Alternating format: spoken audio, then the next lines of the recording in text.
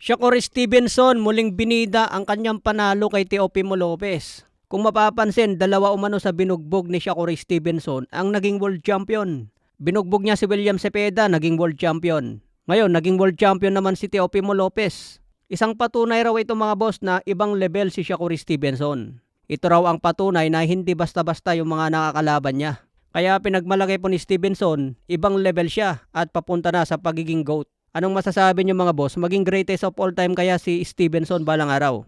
Sa iba pang balita, IBF welterweight champion na si Liam Paro biglang naghamon kay Teofimo Lopez. Matapos kang panalo ni Lopez kay Rolando Romero, biglang nagparamdam si Liam Paro na interesado na siya na lumaban kay Lopez para unification ng IBF at WBA. Kung matatandaan, nag-offer ang kampo ni Devin Haney kay Liam Paro pero nag-demand ng napakalaking halaga si Liam Paro. Kaya hindi pumayag ang kampo ni Devin Haney.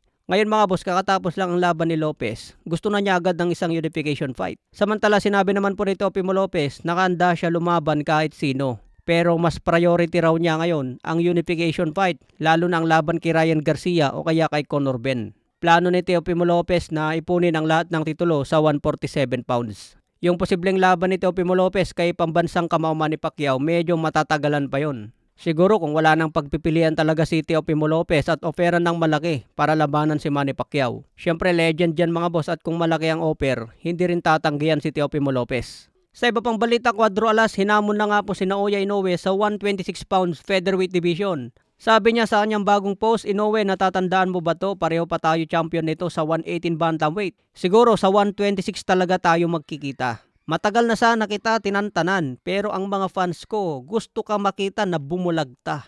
So target na nga po sa 126 featherweight.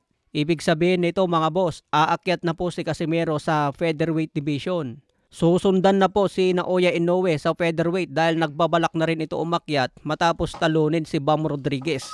Pero kailangan muna tumalo si Jandrel Casimero ng isang malupit na boksingero sa featherweight para magkaroon siya ng tsansa na palagan si Inoue. Sa tingin nyo mga boss, kakayanin pa ba ni Casimero ang featherweight division laban kay Inoue? Yan, abangan po natin kung sino sa kanila ang bubulagta. Sa iba pang balita, Tim Bradley may pahayag kay Rolly Romero, kinumpara po siya kay Manny Pacquiao. Ayon sa kanya, nagbago umano ang fighting mentality ni Rolly Romero matapos ang mga nakarang laban niya. Sinabi ni Bradley na tila lumambot na ang panga ni Romero. Unti-unti na raw nawala ang kanyang dating KO mentality. Mas nagiging maingat at compassionate na umano si Romero sa loob ng ring. Katulad sa estilo ni Manny Pacquiao na nagpapakita rin ng respeto at awa sa kalaban. Pabor ba kayo sa sinabi ni Bradley na naging maawain na si Romero sa kanyang kalaban katulad kay Manny Pacquiao?